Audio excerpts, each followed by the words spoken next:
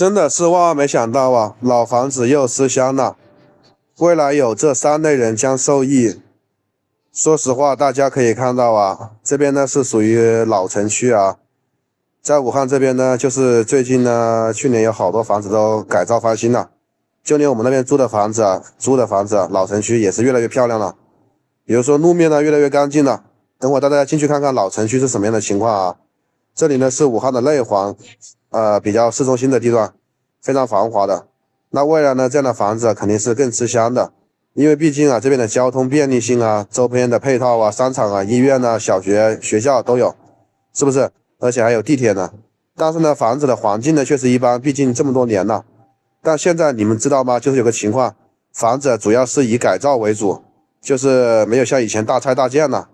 因为大拆大建的话，说实话，现在房子都知道有点存量房过剩了，就是没有那么多买房的人了。因为本身就是随着新生人口出生的减少，再包括幼儿园关停潮啊，然后也出现了这种情况，所以以后建房就是基本上是在那种什么建房呢？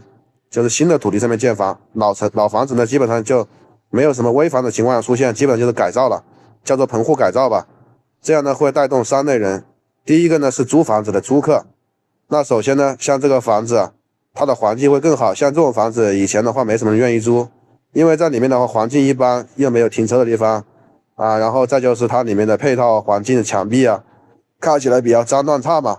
因为老破小都这种样子嘛，地面呢也没那么干净。以后呢，像这种地面呢都会把它重新修一下。当然呢，要看规划，要看时间的。修了好了之后啊，别人更加愿意住在这里。然后里面的设备改造啊，是不是环境啊？比如说增加几个停车位，大家呢可以方便停车，哪怕收点费也没有事，对不对？然后把路面呢整洁一下，大家出门呢也更加方便。那像这样的棚户改造啊，说实话，在武汉呢非常流行，在别的城市我不知道怎么样啊。你们的城市房子改造没有？反正我们这边的老城区的房子啊，修得特别的漂亮，大家更愿意住了，没人愿意住这种新小区了。一个是离市区特别的远。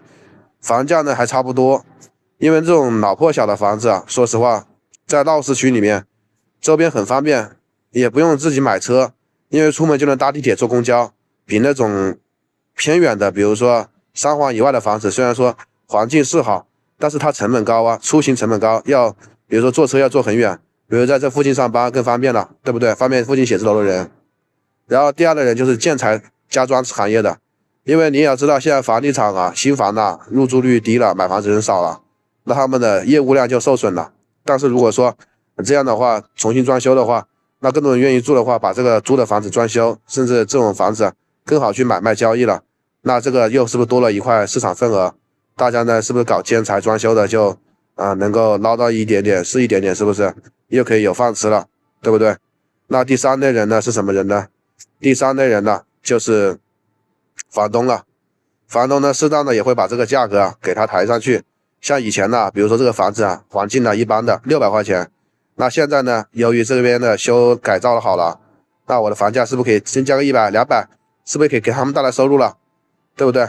也不用担心自己房子拆不了，反正钱多了无所谓的，是不是？拆迁的当然更好了，当然不拆迁的话，我们可以多点房租，也是能够好好的生活下去嘛，对不对？你们感觉怎么样？